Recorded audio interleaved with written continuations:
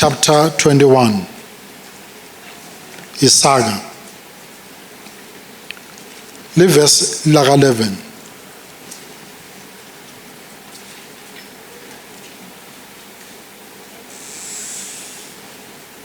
Leli livi lesembulo lelimacondzana naDuma lelithi kukhona longimemetako kaSeyiri uthi mlinzi sekusele kangakanani ukuthi kuse mlinzi sekusele kangakanani ukuthi kuse La levi lelimacondzana neDuma.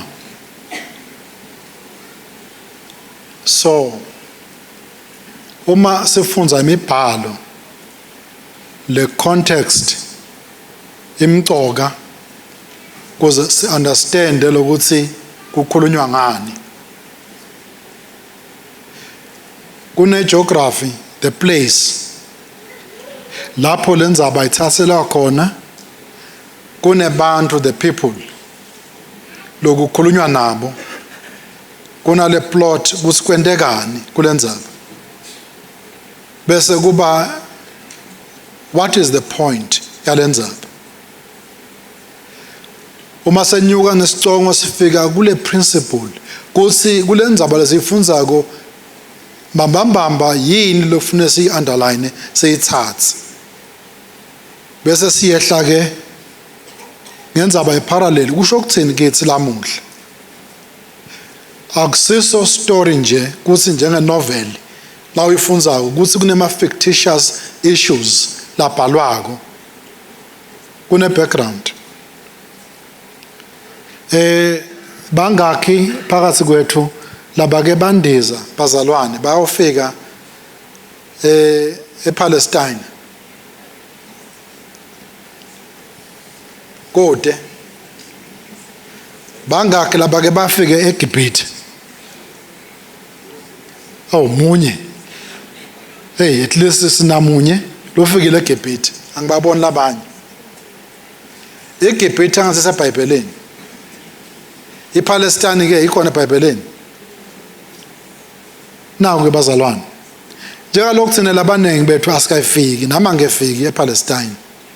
Cela ningivedele kana sithombe bazalwane, into nithatha ngemehlo engcondo, gibelani nami lendiza sihambe sePalestine. Nayibona iPalestine? iPalestina nayi lenzawo lengasikekeledelwe ngalokubovanyana, kunenzawo lekuthiwa ngi-Egypt. Nambona Egypt nangoku Egypt. Now usuka Egypt welela ngaka right kune Saudi Arabia nembona. Now ukhuphuka enhla kune Iraq, bese kuba neSyria, ngenhla kweIraq sekune Turkey. Livi laNkulunkulu lefika kuDuma. Yini le Duma? Bible scholars athi lo Duma is a place la eSaudi Arabia. Hambe eSaudi Arabia. Na ukhuphuka enhla ngila kuhlangana khona le line lelisi east west na north south. Ngicela ukhuphuke kuye lapho la kuhlangana khona. Manje lapho ke ngiyacabanga lokuthi uma uhlola umbhalo, this the scripture, that's the location yalenzawo lesikhuluma ngayo. Kufika livi laNkulunkulu kuDuma. Lithini kuDuma? Lo mbhalo uthi mlindi kusele isikhathi lesingakanani sebusuku ngesingisi. The night. How long is the night? On the left hand side, na ukhuphuka kancane lapho uwelele ungakafika eSyria kune Palestine. Ngicela uye kule map yami yesibili, the second map.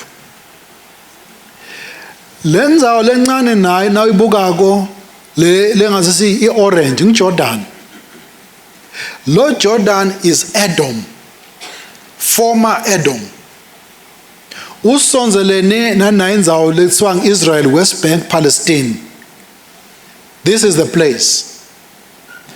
Kufika livi laNkulunkulu kuDuma, kuthiwa watchmen kusele isikhathi lesingakanani. Kusele isikhathi lesingakanani.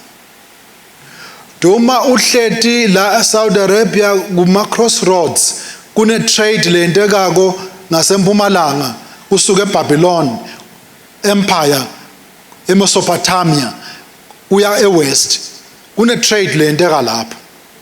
Kune trade lesuka eTulu kubo Turkey, Syria, Iraq yendasi kune trade lendeka lapha. Lo Duma uhleti enzaweni esicongweni njengemlinzi. Wendani umlinzi? Night watchman.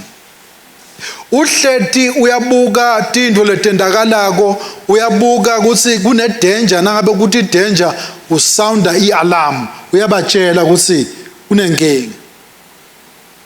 Kuphumelela nekulimala kweEdom kwakusime ukuthi wendani Duma, uthini Duma. Uhleti njengemuntu longumlinzi. Kuthula kwasebandleni. Now bazalwane, singena kanjani kugeography? Kusita ngani kugeography? Now la kusita khona kugeography. Le Duma, leligama le Duma uma ulilandzela ngesi-Arabic lisho silence. Kunesikhathi lapho khona lo wekunene lofune ngabe uyakhuluma uhleti phansi, sitting down.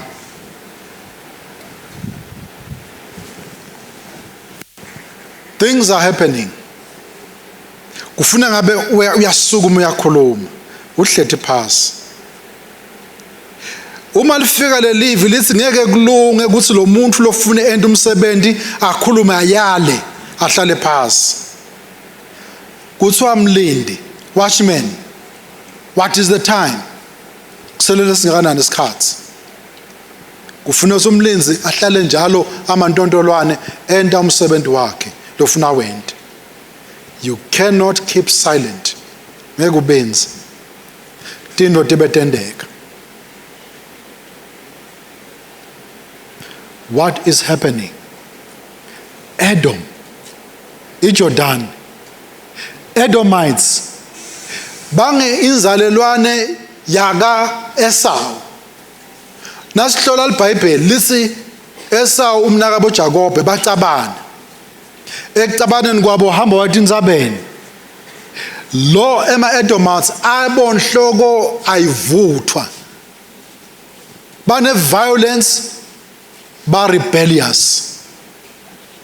Kusho kuthini?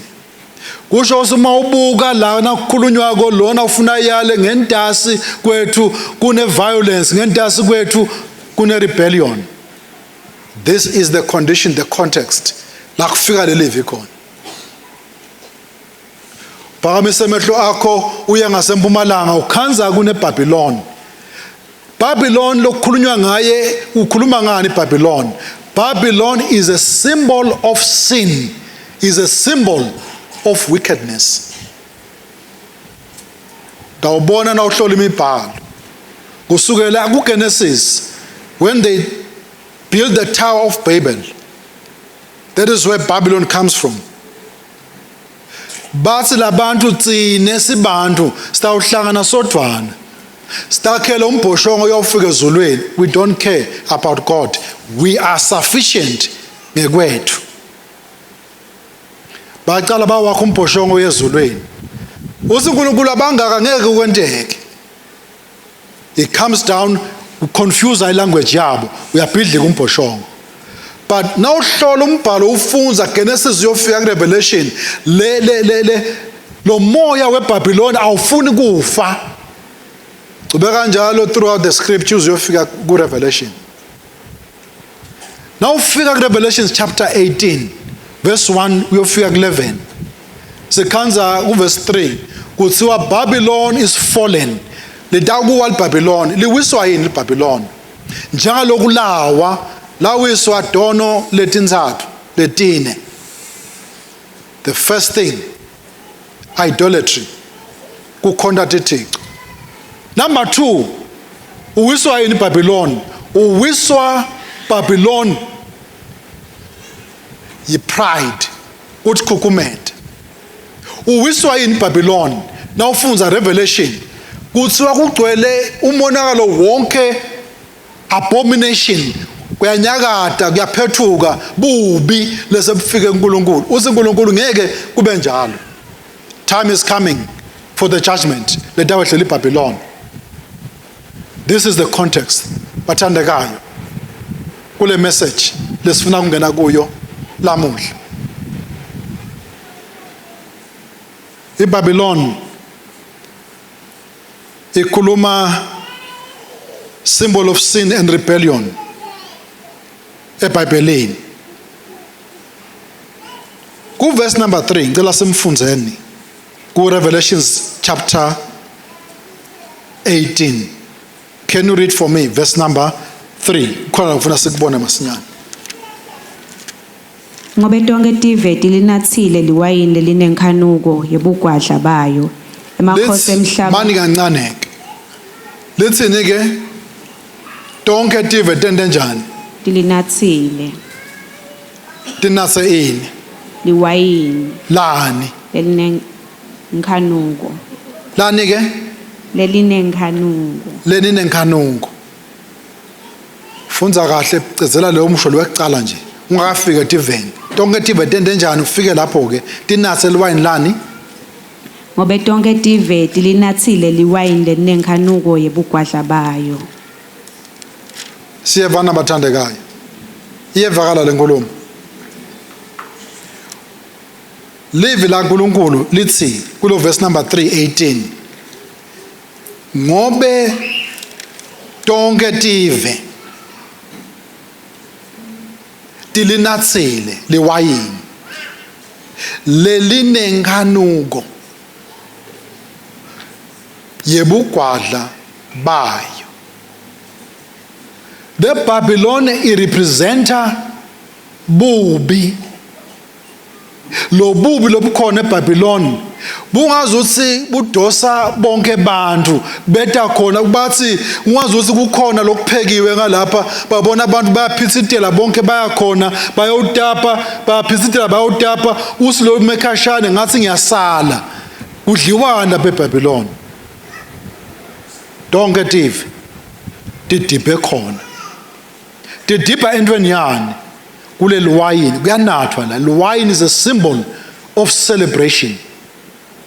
Bangena banatha liwayini le tinganuko tebugwadla bakhona. That is what Babylon represents. Kwekucala lokho. Kwesibili bobani labanye labangenile. Nemakhosi onke emhlaba endenjani angene atapuna. Kwesithathu kwase kuba nani kwesithathu? Nebahwebi, traders. Hambani nami bathandekayo. Kunetive tonke tingenile lelibhodo. Number 2, kwangena buholi kulelibhodo. Number 3, kwase kungena nebahwebi bemhlaba. Kusho ukuthi kude umuntu losele ngaphandle. Think of today. Lapho kuhwebelwana khona, angiyabekisa. Angisho ukuthi lela ngitawubekisa ngakhona kule Babylon. Lamuhla bahwebi bemhlaba bonke labakhulu batholakala kuphi? eNew York City. Lapho khona kwentiwa khona is the capital of the markets, of the world markets. Nakukhulunywa ngo stock exchange nani bonke labahwebako bahwebelana khona bafuna kungena. Kuyataphunwa kuyaphunywa kuyataphunwa bahwebi bemhlaba. Number 2, baholi bemhlaba bonke bayalayina kuyayiwa eNew York. Ngiyabekisa ngalokho kuyongena khona bo UN kuyangena bo UN. Tive tonke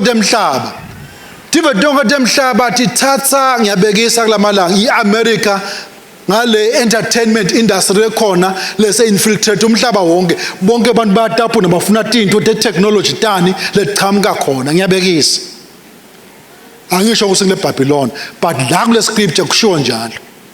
Kuthiwa kude losele ngaphandle kulokutapa labatapa ngakhona. Uthi ke uNkulunkulu ngeke kube nje for a long time. The great Babylon has fallen. Le Babylon representa people. Le bathena sebahambe kuphileni kwabo badiva ngazo sisesinako konke emhlabeni aswele lutho. They are rich. They are living impilo of affluence ngesingisi. Batha sikaswele lutho. Baphila impilo yokuba proud. Wathi ukuthi mina ngimi angiswele lutho. That's the kind of a life iBabylon. Dono takhona tiyathaphuka ke. Udla sono ngemfoloko nangani lo thanza kwenta ngako. This is the Babylon. Ihlethi ngasekudla salendzawo kuthiwa ke wena mlinzi lo hlethi lapha emini sikhathisi. What is the time? Sikhathisi.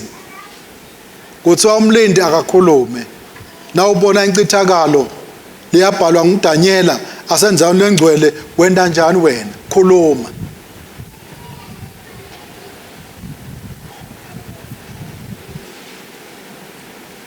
When umfundisi asicela ukuthi asikhulume ngalesihloko esitawukhuluma ngaso naku lokwendekile bathandekayo.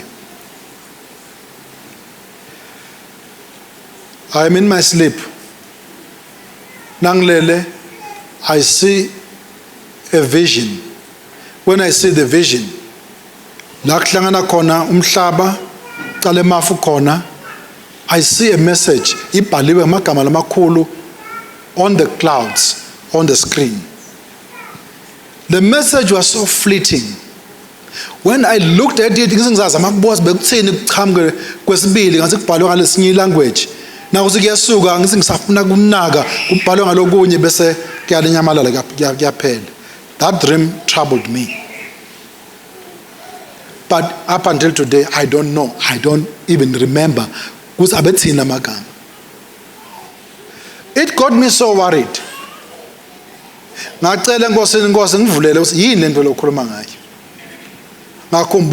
Before COVID. Before COVID, I saw something in the sky. Ngibona ingelosi yaqhamuka nayiqhamuka ingelosi pheze liswebhu leswebhu ngasinayishaya kuqhamuka umbani yashaya kanye etulu emoyeni yase yehla ifika ishaya eAsia yashaya eEurope yashaya boAmerica yashaya boAustralia. I never made much of that thing kobandaba zalutho. When iCovid ifika iqale eAsia eEurope eAmerica eAustralia I said, oh my God, this is what God was saying. Could I have done something about it? I don't know, but it happened. To me, there is a message God is saying. Uma sikhuluma ngendzaba lesikhuluma ngayo ngemlindi kuthi umlindi kufanele ukuthi avuke ebuthongweni. Umlindi ubitwa uNkulunkulu ukuthi angene esikhaleni. Bangafi bantu akhona umlindi. Ungubani lo mlindi ebazalwane? uNkulunkulu uthi umlindi libandla bazalwane bantwana bakaNkulunkulu. We are the watchmen of our time. Labantu labangakholwa labanye bahambe bumnyameni abathi nekuthi Jesu uyabuya base bumnyameni. But mina nawe siyathi ukuthi Jesu uyabuya. Kusubuya nina sathi. Kungathi uNkulunkulu uthi mlindi. Kusele kangakanani? It is no coincidence, so it happens to me. Kusina ngikhuluma ngalendzaba lendzaba lenginikhombisa yona, can you show futhi again le map? Kule map lengikhuluma ngayo, uma ubuka la kuEdom, ubuke la kuDuma, ubuke ngaka right. That is the area between Israel nabo Iran. This is where activity is happening. Kula malanga. Israel, America, Iran. That's the area where kugijima imicibisholo, kugijima imicibisholo. Lo sikhuluma. Ezigijima lemicibisholo noma sikhashane. What is happening? Oil wethu uyenyuka oil, basho njalo. Umnotho stawuva masinyane. Tawufika lapho usinyakatisa khona, tindo tawudula tiye phambili. Imali lahlekelwe ivalo. This is what is happening. But I am not preaching what is happening in Palestine, Iran, Israel, nabo Russia, nabo America. This is not what I'm talking about. When these things tendega, labo labangumlindi na uhlola umbhalo, you are never sinking in. Uhlala uthulile nje kahle uyathi ukuthi no, uNkulunkulu ukhulumini, la kubhalile uNkulunkulu. What is going to happen? Mlindi, wake up. Mlindi, warn the people. Mina kungitshela one thing and one thing only. Sikhathi lapho khona ozayo atawufika sidudane kakhulu than where we are. Akusiso sikhathi semlindi kuhlala phasi athule anake i-entertainment, anake i-luxury, anake tonke letinto. Angisho ukuthi ku wrong kufuna imali, angisho ukuthi ku wrong kufuna i-leisure ukuthi uphumule, but uma ngabe kungiloko kuphela sitakubuka silibale ngekuthi siplantelwe ini emhlabeni. Mlindi kusele isikhathi lesingakanani.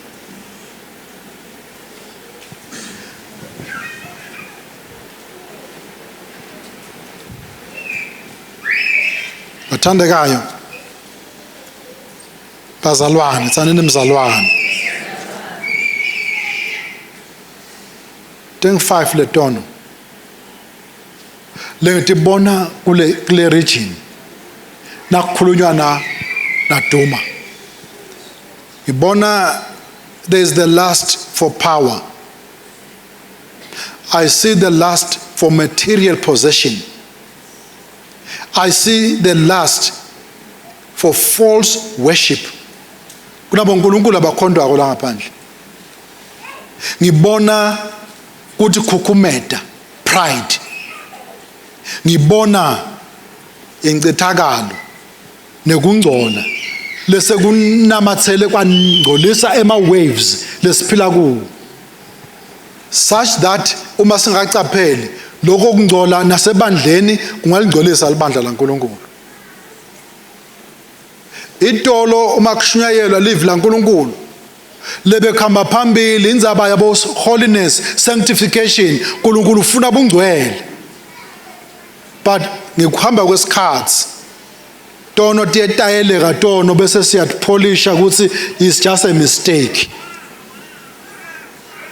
Lese kubonakala losekwenteka so long as ngakabanjwa konke kulungile. I can come up here ngende stage ngiperforme. There's a lot of performance lenteka. Akusho mina funza newspaper, ufunza television, ubona itinto lesetenteka under the name yekukholwa. Umangala ufihle emehlo ukuthi ngeke kube nje. Akusilo libandla laNkulunkulu. It's a norm. Kuyendeka. Lento ingene yazi yanyelela yangena nasemapulpite. Ukhanze ukuthi lesikwentako akusiko lo lokufuna uNkulunkulu. But uNkulunkulu unemusa. Uyawubeketela uNkulunkulu, abeketela uNkulunkulu kodwa kuthiwa mlindi isikhathi sini. Kufuneka abantu abatawusounda ialarm. Uma uNkulunkulu abuka. Ngabe kungeko yini? It's time we clean my life. It's time you clean your life. It's time we clean our families. It's time we clean our communities. It's time we clean our nation. Ngeke sikwende lokhu ngekuthi siyapolitika. But there's a better place we can shape what is happening by going down on our knees. And sivuse ema altar emakhaya kube ngilapho uNkulunkulu sitamthola khona uNkulunkulu sisonzele kuye sithi Nkosi uma umhlaba kwenteka nje ngifuna mina kunamathela kuwe. Why? Because yonke into lesitayibona ngoletendeka bazali iyawendlula. Lokungeke kwendlule is our relationship with Almighty God, the altar. Walenda uNkulunkulu laba sisimiso kulapho khona uNkulunkulu ahlangana nemuntu khona. ubona uma uNkulunkulu asawubhubhisile umhlaba ngemandi. This is the first thing that Noah did nakaphuma emandini. Wasinakathi nje umhlaba uma usingci, he built the altar. Wasinakakha altar, wathatha isilwane lesihlobile, watinikela kulelo altar, daba liphunga lelimnanzi leliya uNkulunkulu. Wase uNkulunkulu nakeva leliphunga lelimnanzi, wase uyehla umdala wezinsuku, wase uyakhuluma. Never again ngeke ngiphinde ngubhubhise umhlaba ngemandi on account of men. Uvela iphunga lelimnanzi uNkulunkulu. Yebazalwane, tsaneni mzalwane, linjani li-altar lakakho nelakami ekhaya lemthandazo na? Leli altar lemthandazo bazalwane ngifuna kunitshela, kubukeka kuyinto lelibele. What foolishness. You mean you can just go to prayer and kneel down and ukhuluma naNkulunkulu kumbikele tinto takho bese tiyashinja tinto. Uthi Satan, this ngumdlalo lento le. Kufuna ngazi ukuthi ngabe ungenta into lenema gymnastics letakukhombisa lokuthi uyajuluka vele. Noma usawuthanda samthandazweni ubonakale unyakata ngathi uyajima labanye baze bajime, angisho ukuthi kurong lokho. But ayinganga ngaphandle kunento lefune yenteke kuleli altar. This is what we'll talk about next week.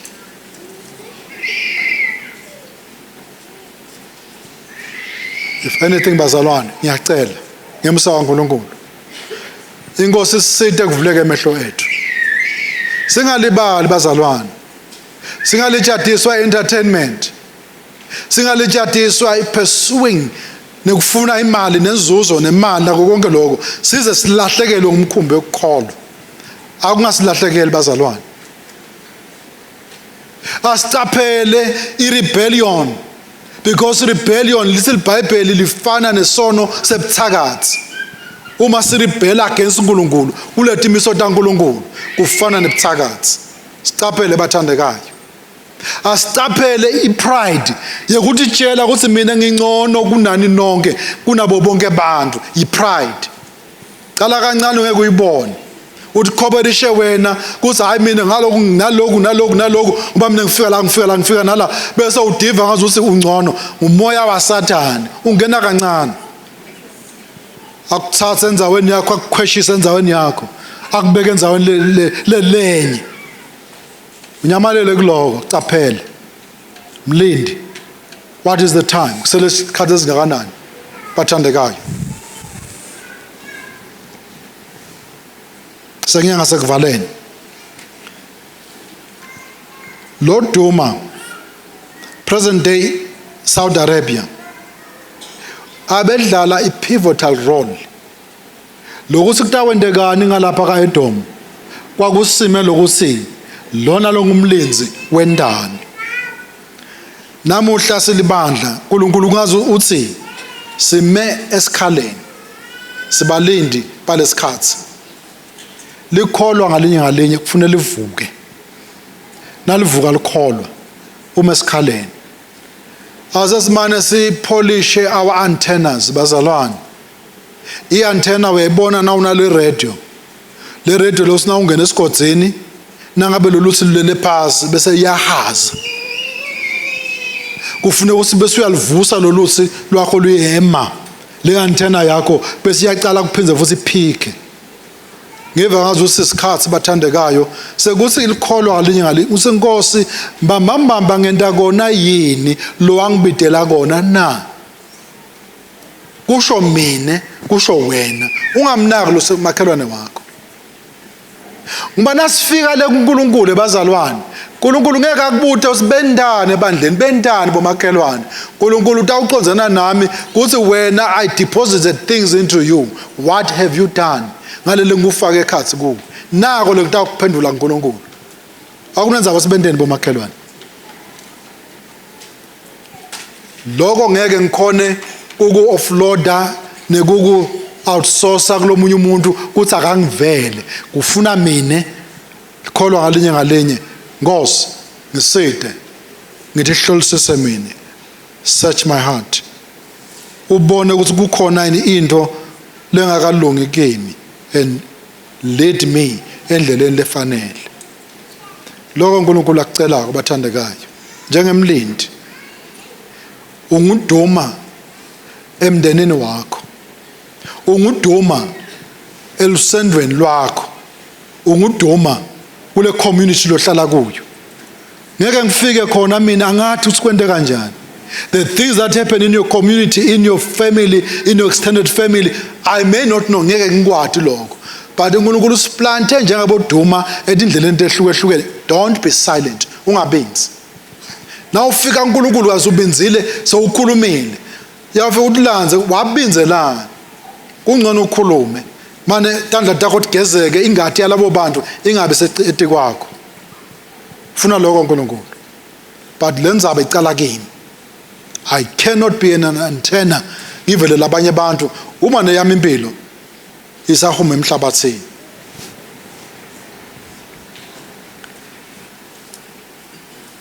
Ku Psalms 11 livesi lekugcina lento alifunza lamuhla kule foundation.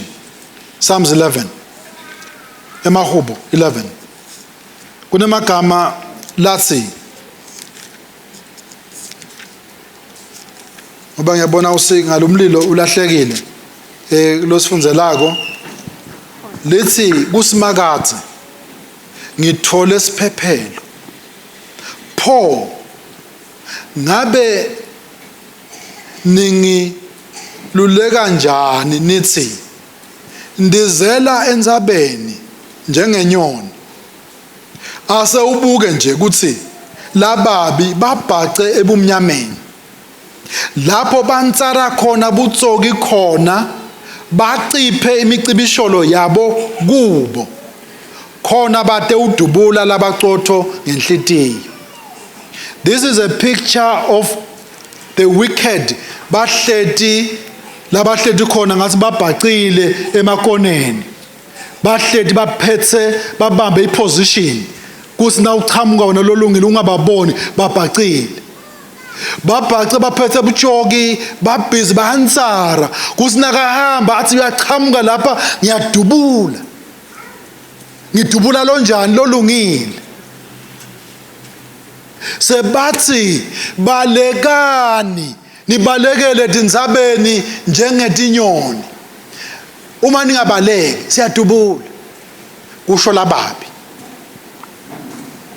But Mahubo utsini uthi sihlabelelo bacibe imicibisholo yabo nangabe tisekelo setibhidlito lolungile angenda njani. Watch this, which is key lokumcoka.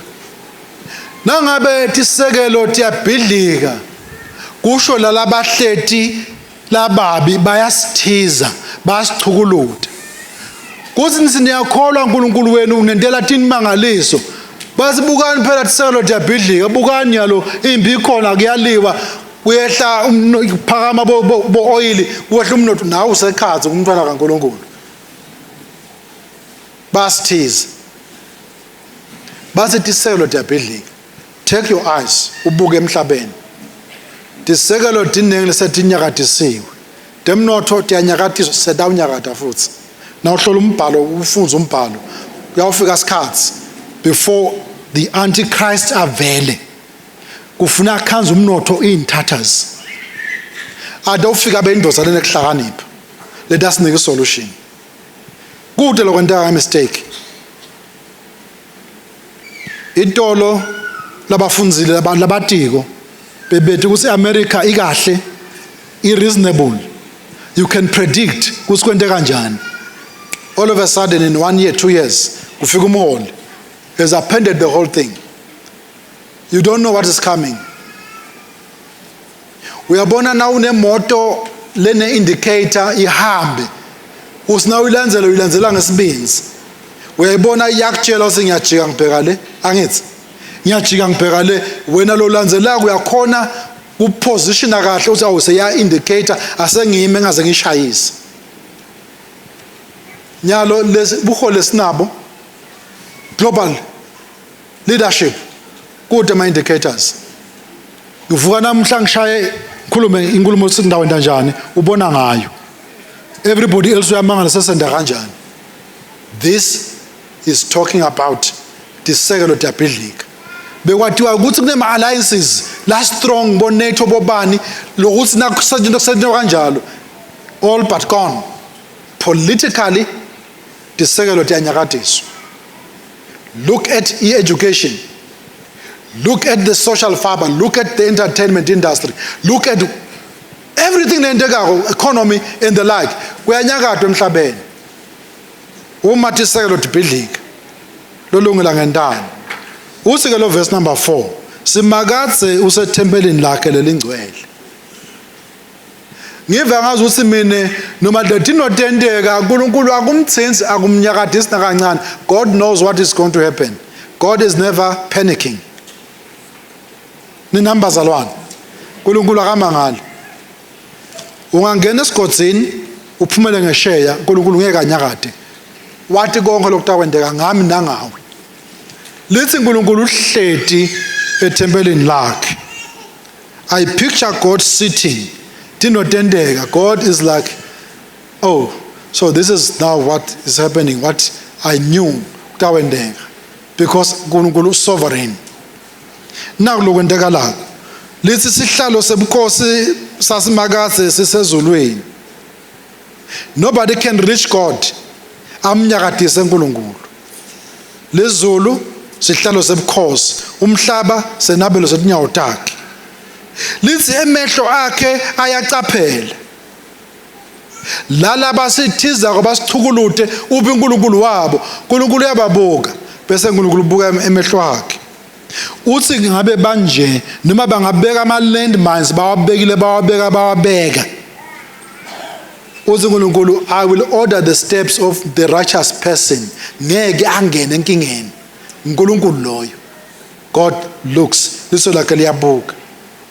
Kusa hayi mntwana nami na utawulalela over uNkulunkulu. Na utawuhlala ku-altar lakho utamuva uNkulunkulu. I said no, don't go there. No, don't eat that one. No, don't do this one. Utamuva uNkulunkulu. That is how God will direct. Utophuma kule nkinga lokhona. But wangahlali enzaweni yakho uyawufana nabo bonke abantu abablind.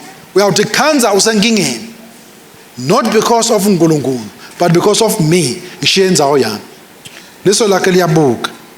Bese lithi ke emehlo akhe ayavivinya abantu emhlabeni. Simangathe uyamvivinya lolungile.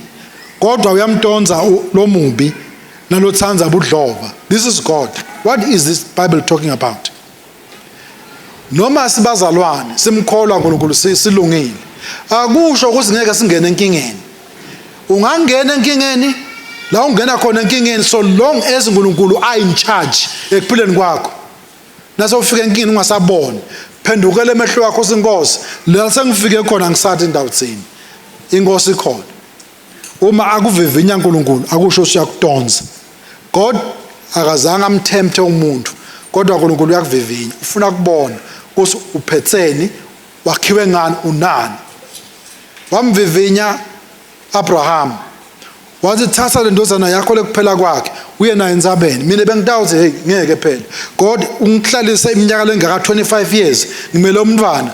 Sengeke ube uNkulunkulu ozangithatha lo mntwana ngomnikele. But Abraham wathi ukukhuluma uNkulunkulu ngimvele. Noma kungayendi sense ngidawukwenda lento ngendako.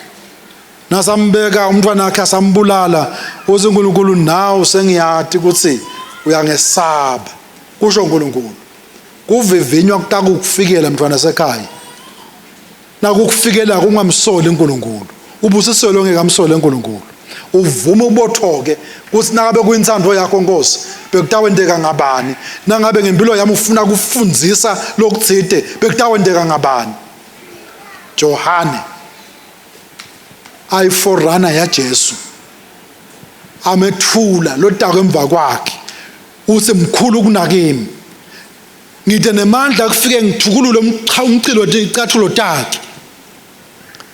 Usenkingeni Johane. Nakasenkingeni Johane bayafika abafundi bakhe ethi hey manje hambani niyongibutela Jesu. Ngabe nguye yini lo muntu noma sibheke lo munye. Bayaya kuJesu. bafike bayamtshela Johana uboshiwe ejele. Johana usasitobuda ukuthi ngabe unguye na. So ngilela ngama doubts. Jesu akayingena indzaba yakhe ususesijele kunosunjani uthi Jesu umtsheleni ukuthi laba ngaboni bayabona labafile bayavuka. That is all, go and tell him. Nangufunza mne lo ngithi Nkosi so ngazobe cruel kangaka pho lo muntu lo ku introduceile awusamsigna kasenkingeni.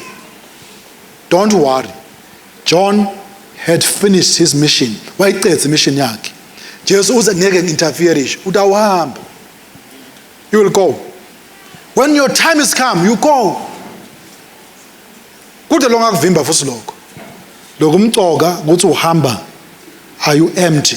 Have you done what Almighty God wants you to do?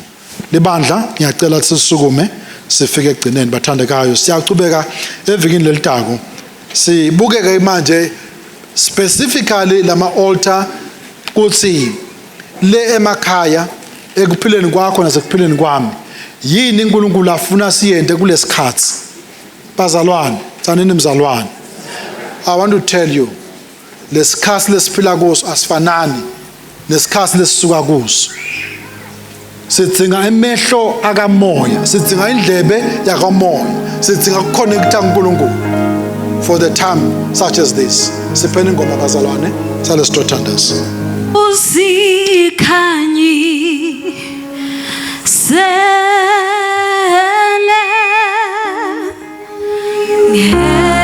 ngeqiniso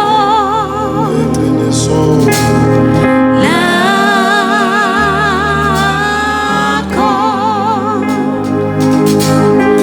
ngezwi lakho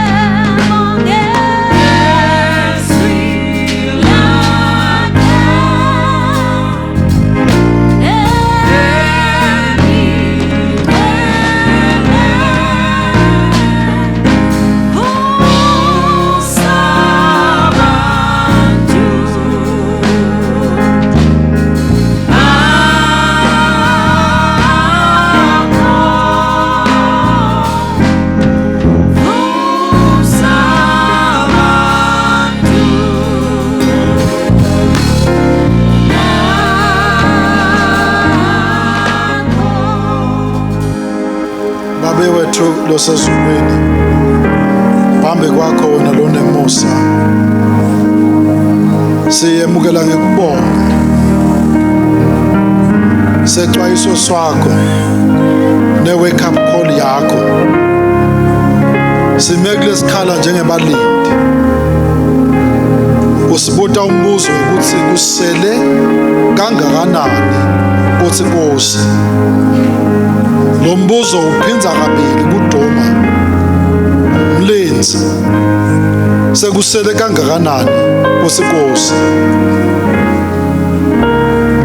singeke sibe mulentsaba naleligcoma laseDoma physically kepha la usibeke khona siboduma betikhatsi tethu siboduma kulesimo losibeke kuso sisite Nkosi usinyakatise usivuse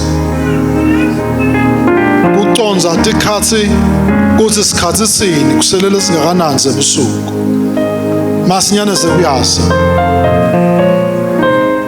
manje sikwende konke lokho lokubeka enhlitweni yethu sigeze tandla kulomhlaba lokhohlakele nasivela embe kwakho utawufike uthi well done ninte kahle bantwana bami nikwende konke lekuthume kona simile esikhaleni siyakhala sikhalela imindeni yethu our extended families labazahambe bumnyameni kanti isikhathi siyashaya simile esikhaleni sikhalela imimango lesihlethe kuyo bomnyama sigaye gaye busibekele bantu simile esikhaleni we need to warn them we need to pray sisabuyela kuma altars sicela Nkosi ukuthi uhambe nathi siyathi lokuthi nasifika khona sifike endzaweni lephephile